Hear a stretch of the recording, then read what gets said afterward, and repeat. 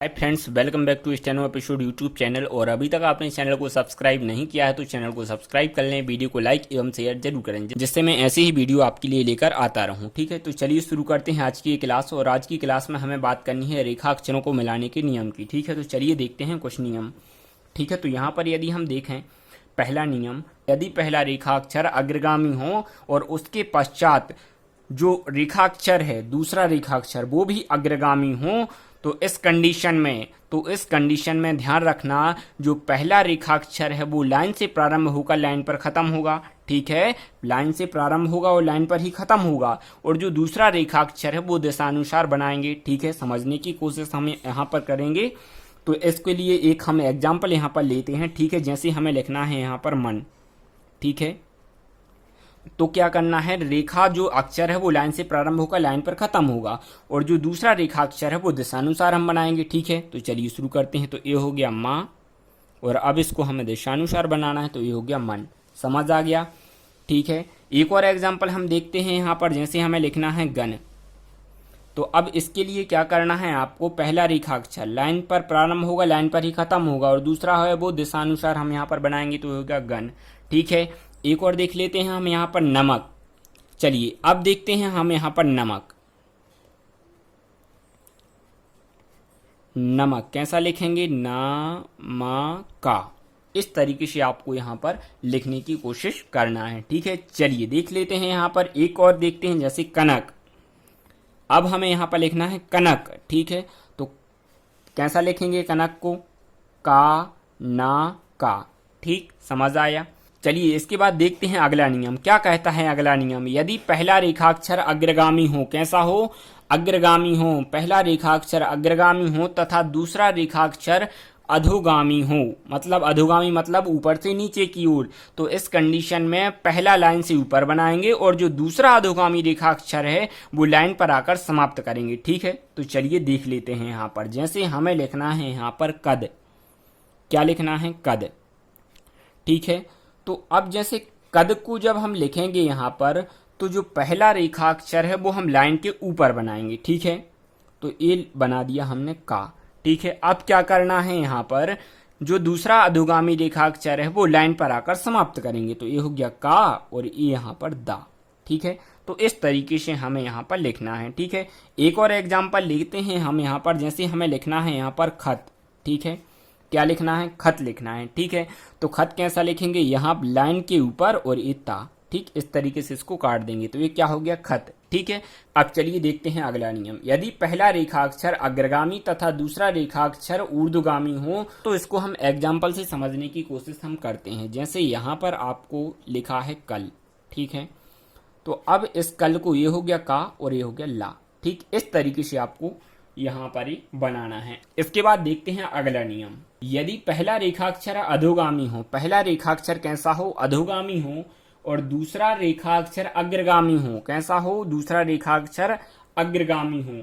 ठीक है, तो पहला रेखाक्षर लाइन तक एवं दूसरा रेखाक्षर दिशानुसार बनाएंगे। चलिए एग्जाम्पल से इसको समझने की कोशिश हम यहाँ पर करते हैं। जैसे यहाँ पर लिखा है टक, तो यहाँ इसको हमें लिखना है तो ये हो गया टा और ये हो गया का, टक।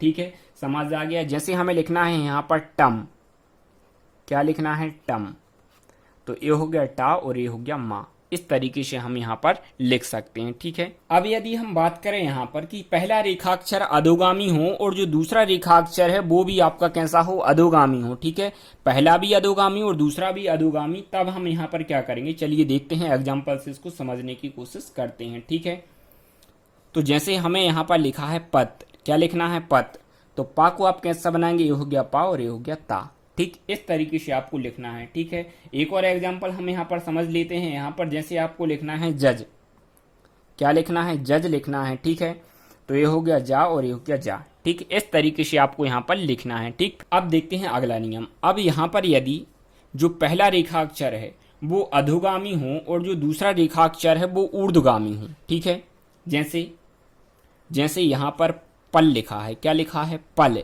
तो अब इसको हम कैसा लिखेंगे, ये हो गया पा और ये हो गया ला। इस तरीके से हमें यहाँ पर लिखना है। एक और यहाँ पर एग्जांपल देख लेते हैं। जैसे हमें लिखना है यहाँ पर जल, क्या लिखना है, जल, तो जल को ए हो गया जा और ए हो गया ला। इस तरीके से हमें यहाँ पर लिखना है। ठीक है, समझ आ गया। फिर इसके बाद हम अगला नियम देखते हैं। जब पहला रेखाक्षर ऊर्ध्वगामी हो, मतलब पहला रेखाक्षर कैसा हो, नीचे से ऊपर की ओर हो। ठीक है, और जो दूसरा रेखाक्षर है वो कैसा हो, अग्रगामी हो। दूसरा रेखाक्षर अग्रगामी हो, तब हम क्या करेंगे। ठीक है, चलिए देखते हैं। यहां पर जैसे हमें लिखना है रख, क्या लिखना है, रख। तो अब हम इसको कैसा लिखेंगे, ये हो गया आपका रा और ये हो गया खा। ठीक है, समझ आ गया। जैसे हमें लिखना है यक, क्या लिखना है, यक। तो ये हो गया या और ये होगा का। ठीक, इस तरीके से हमें यहां पर लिखना है। ठीक, समझ आ गया। अब यदि पहला रेखाक्षर ऊर्ध्वगामी हो, ऊर्ध्वगामी मतलब नीचे से ऊपर की ओर, दूसरा रेखाक्षर है जो वो अधोगामी हो, ठीक है, ऊपर से नीचे की ओर। ठीक है, तब क्या करेंगे हम, चलिए उसका भी हम एग्जाम्पल यहां पर देखते हैं। अब जैसे यहां पर लिखा है लभ, तो अब हम कैसा लिखेंगे, ए ला और ए भा। ठीक है, समझ आ गया। फिर इसके बाद जैसे यहां पर लिखा है रत, रा और ता, तो ये हो गया आपका रा और ये हो गया ता। ठीक है, समझ आ गया। फिर इसके बाद चलते हैं अगले नियम पर। ठीक है, अब क्या हो सकता है, यहां जैसे कि पहला रेखाक्षर कैसा हो, ऊर्ध्वगामी हो, पहला जो रेखाक्षर हो वो ऊर्ध्वगामी हो और जो दूसरा रेखाक्षर है वो भी ऊर्ध्वगामी हो। ठीक है, तब हम उसको कैसा लिखेंगे, जैसे यहां पर लिखा है लर, क्या लिखा है, ला और रा, लर।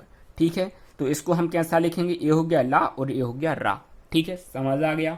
फिर इसके बाद जैसे लिखना है हमें यहां पर यर, या और रा, यर।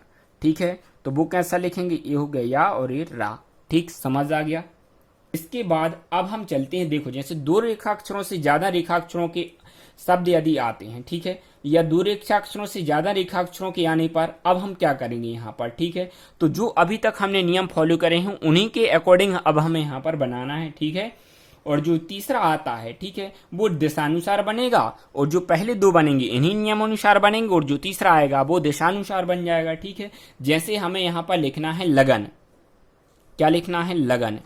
ठीक है, तो अब इसको हम कैसा लिखेंगे, पहला कैसा है, ये ऊर्ध्वमुखी है और दूसरा कैसा है, अग्रगामी है। ठीक है, तो देखते हैं यहां पर, ये हो गया ला और ये हो गया गा और ये हो गया ना। ठीक है, तीसरा हम कैसा लिखेंगे, दिशानुसार, जहां उसकी दिशा जा रही हो वैसा ही हम वहां पर लिख देंगे वहीं से। ठीक है, एक और हम देख लेते हैं यहां पर, जैसे जनक लिखना है, क्या लिखना है, जनक। अब क्या लिखना है हमें यहाँ पर, जनक। तो जनक के लिए हम क्या करेंगे, ये हो गया जा और ये हो गया ना और ये हो गया का। इस तरीके से हमें यहाँ पर लिखना है। एक और देख लेते हैं जल्दी से, एक और एग्जांपल, लचक। जैसे यहाँ पर हमें लिखना है लचक, लचक के लिए हम क्या करेंगे, यहाँ पर सबसे पहले हमें लिखना है ये ला और ये चा और ये हो गया का। इस तरीके से हमें यहाँ पर लिखना है। एक और एग्जाम्पल जल्दी से देख लेते हैं, पलक। अब हमें लिखना है यहाँ पर पलक, तो पलक के लिए क्या करेंगे, यहाँ पर पा और एला और ये का। ठीक है, इस तरीके से हम, पेंसिल को आपको नहीं रोकना है, तो हम आपको सिखाने के लिए सिर्फ आपको पेंसिल रोक रहे हैं। यहाँ पर डायरेक्ट हमें इसको, जैसे हमने यहाँ पर लचक लिखना था, ला चा का, इस तरीके से हम डायरेक्ट यहाँ पर लिख सकते हैं। ठीक है, अगली क्लास में हम आगे कंटिन्यू करेंगे। अभी तक आपने चैनल को सब्सक्राइब नहीं किया तो चैनल को सब्सक्राइब कर लें, वीडियो को ज़्यादा से ज़्यादा शेयर जरूर करें, जिससे मैं ऐसी क्लास आपके लिए कंटिन्यू कर पाऊँ। ठीक है, मिलते हैं अगली क्लास में।